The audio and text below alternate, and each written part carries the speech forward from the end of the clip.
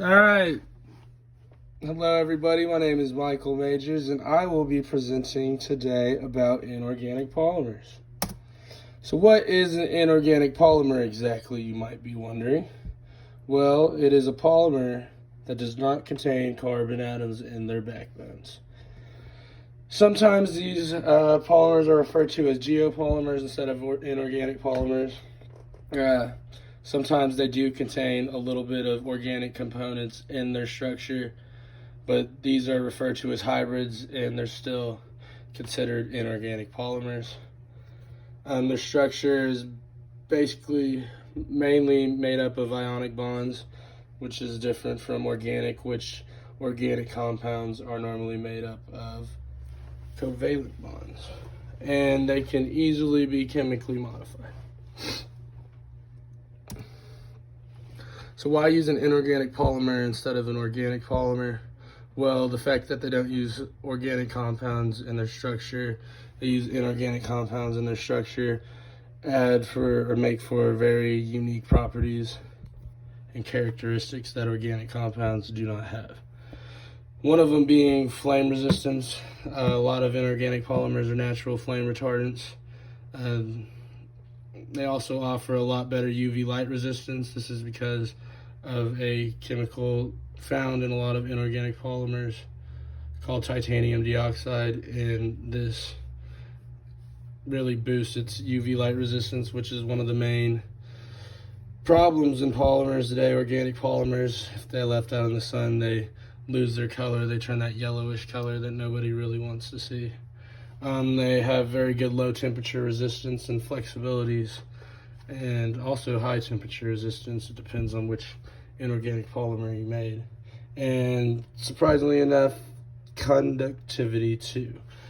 And I was surprised to learn this, because normally when I think of polymers, plastics, I typically think they are used for like insulations and don't naturally conduct electricity, but a lot of inorganic polymers do.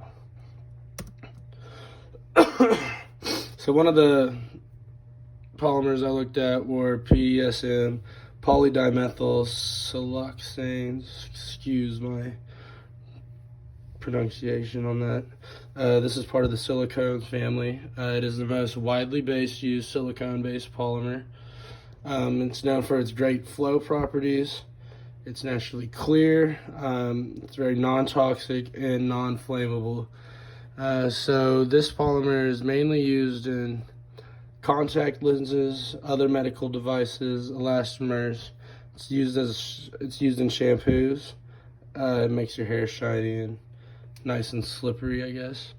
It's used in food as an anti-foaming agent. It's used in caulking, lubricants, and heat-resistant tiles. So this is the synthesis of PDMS.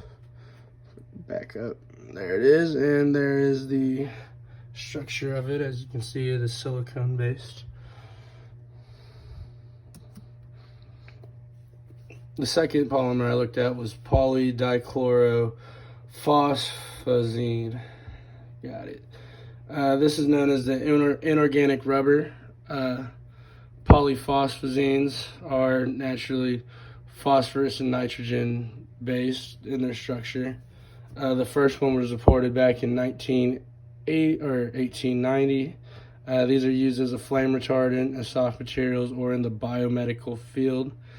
These polymers were discovered back in the 1890s by H.N. Stokes and then Harry R. Alcock at Pennsylvania State University synthesized a soluble form of the polymer, which the polymer at first really wasn't useful for anything until Harry got a hold of her. And this polymer is not water resistant though, but it is soluble in organic solvents. There is a picture of the structure. You can see it's phosphorus base, and there's the nitrogen. So another class of inorganic polymers is metallopolymers. These are polymers with metal in their structure's backbone. These polymers are used as sensors, memory and light emitting devices, solar cells, nanolithography, photocrystal display, and controlled release. So like pills if you're not trying to get all the effects at once. One of the polymers I looked at was a cobalt material polymer, poly 7 is what they called it. And they did an experiment with this polymer, and it was able to pick up changes in resistance. It was used in an electrical study. Here's an example of a metallopolymer called polydimethylstannane. Here's a picture of that. And these are part of the polystannanes, as you might guess. These are outstanding conductors, and they are the only known polymers with backbones made entirely of metal. This one is made of tin. Any questions? Oh. The end.